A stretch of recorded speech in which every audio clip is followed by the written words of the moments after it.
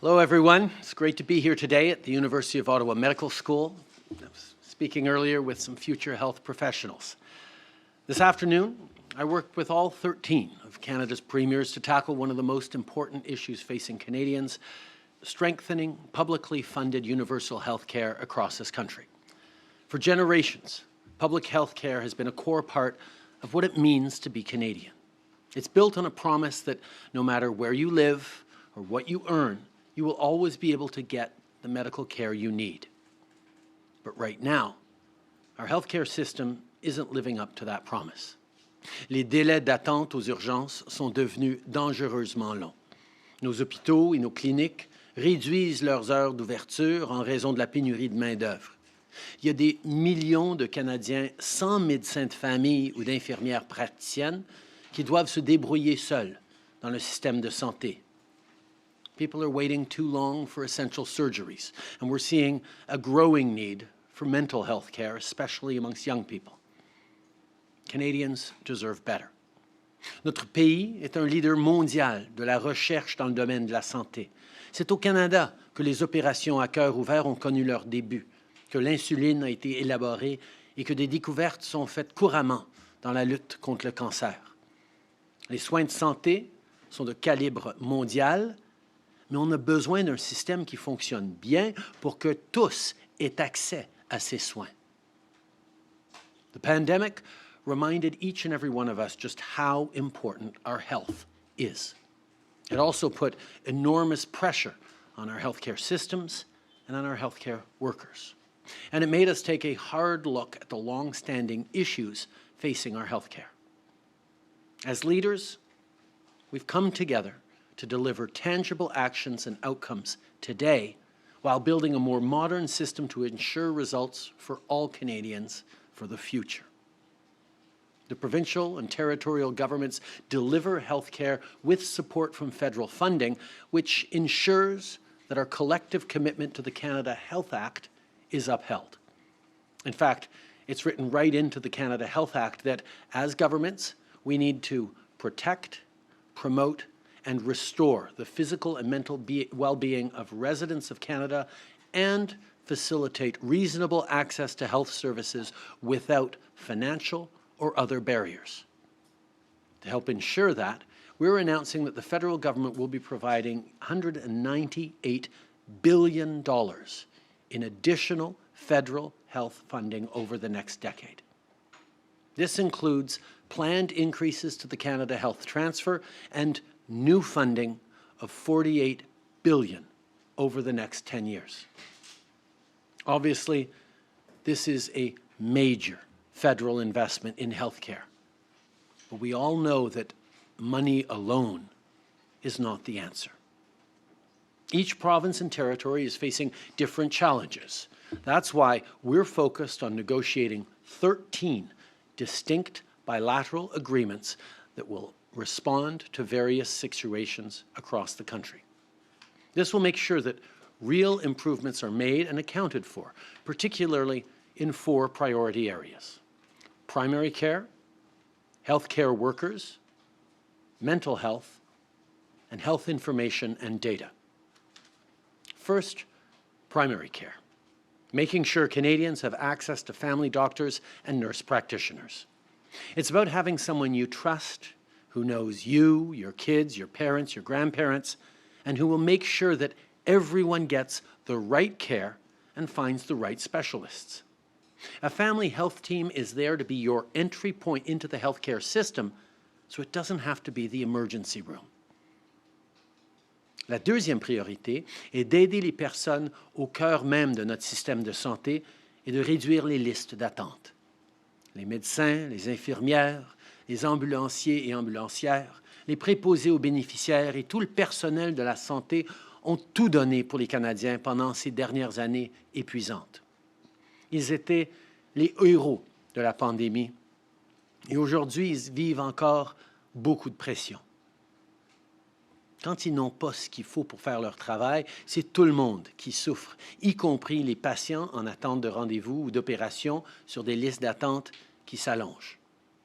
On a besoin d'un système de santé publique robuste, avec les ressources nécessaires où la charge de travail est soutenable. Un système où les travailleurs ont du soutien pour rester en poste sans se rendre à l'épuisement. On a tous très bien appris que les conditions de travail dictent les conditions de soins que reçoivent les Canadiens. Third, we need to make sure that Canadians can get the mental health care they need. 1 in 3 Canadians are struggling. The good news is that more and more people are bravely putting their hands up and asking for help. But we need a system that can respond and help people when and where they need it. And that includes helping those living with substance use and addictions challenges. La 4e priorité, c'est l'information.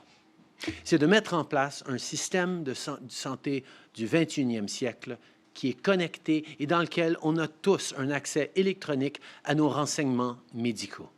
Un système où ces données peuvent être communiquées à nos fournisseurs de soins de santé, que ce soit notre pharmacien ou notre spécialiste, pour pouvoir recevoir des soins appropriés et de qualité. Each of the 13 bilateral agreements will be focused on delivering results for Canadians, to make sure that you're getting your hip replacement faster so you can have your quality of life back sooner. Pour s'assurer que si vous devez amener votre enfant à l'urgence, vous verrez quelqu'un rapidement. Pour s'assurer que si un proche aîné contracte une maladie évitable et traitable, son médecin de famille va pouvoir le recevoir avant que la maladie devienne plus grave. Bilateral agreements will be tailored and flexible to the needs of each province and territory, but one thing will be consistent. Each will need to provide transparent information so that your healthcare system is accountable and you can be sure that real improvements are being made. What gets measured gets done. No matter your income or where you live, you deserve access to the best possible care from coast to coast to coast, whether you live somewhere remote, rural, or urban. Indigenous peoples have their own unique health needs. They continue to face gaps in care at all levels, which are especially felt by those who require wraparound services. Every Indigenous person deserves equal quality and equal access to health care, free from racism and discrimination. So as part of the bilateral agreements, we will work with Indigenous leadership to address these issues and make sure there are measurable results. And we are providing $2 billion over 10 years to an Indigenous Health Equity Fund to support First Nation, Inuit, and Métis partners in closing healthcare gaps. Healthcare has always been a priority for our government. Since 2015, we've made major historic investments to support Indigenous health. In 2017, we signed health accords with all provinces and territories to improve mental health and addictions care, as well as home and community care for all Canadians. Pendant la pandémie, on a investi des milliards de dollars pour que notre système résiste à cette crise de santé publique sans précédent, en fournissant, par exemple, des tests et des vaccins gratuits. On a tous été témoins des tragédies dans nos centres de soins de longue durée. Et ce gouvernement a agi en offrant un financement important et en poussant pour des normes nationales pour protéger nos aînés. L'année passée, on a lancé la prestation dentaire canadienne qui envoie de l'argent directement aux familles qui en ont besoin pour que près de 200 000 enfants de moins de 12 ans à date puissent recevoir des soins dentaires. Et on va de l'avant pour que les aînés, les moins de 18 ans et les gens en situation de handicap puissent avoir du soutien pour leurs soins dentaires avant la fin de cette année. Notre gouvernement croit que prendre soin des Canadiens, c'est une responsabilité fondamentale. À ce sujet, j'aimerais prendre un moment pour remercier nos travailleurs de la santé pour leur dévouement héroïque. Merci. Les dernières années n'ont pas été faciles. Mais vous continuez d'être là, de faire des heures supplémentaires, de prendre bien soin de nous et des gens qu'on aime. Notre gouvernement veut alléger les pressions exercées sur le personnel dans toutes les provinces et tous les territoires en facilitant la mobilité de la main-d'œuvre à travers le pays. We'll be asking provinces and territories to recognize credentials Canada-wide so that our well-trained healthcare professionals can work wherever there is need, and to improve how we recognize foreign credentials so that skilled people who come to Canada can more easily contribute and reduce pressure on overworked staff. Personal support workers take close care of people and deserve to be fairly paid.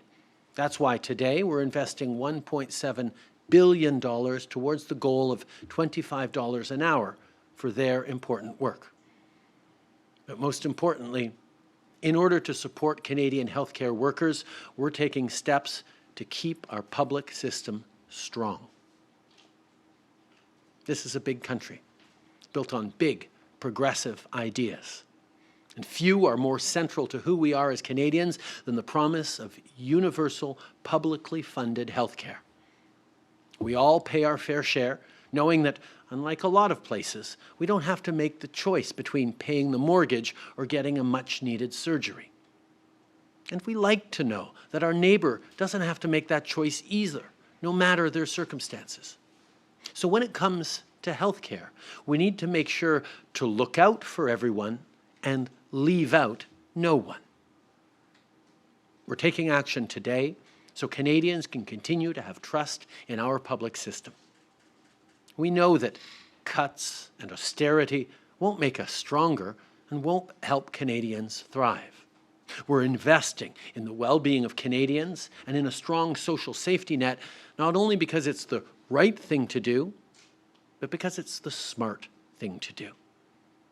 Canadians deserve to know that every new dollar being announced today is exactly that, a new dollar that will go towards the improvements in healthcare that Canadians need. Because when people are healthy, when people don't have to go into unnecessary debt, when people can get timely access to healthcare before complications arise, all of it makes our economy stronger. On vient de passer des années difficiles. Les gens sont à bout, ils sont inquiets, et ils doivent pouvoir compter sur le système de santé qui les a rendus si fiers d'être Canadiens et qui est une des raisons qui a encouragé tellement de gens de choisir de s'établir au Canada. Now is the time to step up, to meet this moment, to do what it takes to reinforce the defining Canadian institution that is universal public health care. I have high expectations, but also reasonable expectations that in the coming weeks, not months, we will conclude bilateral agreements, begin flowing more money, and Canadians will start seeing real results. Let's get this done. Let's give Canadians the health care that they expect and that they deserve. Merci. I'm now very happy to turn it over to our Deputy Prime Minister. Christian.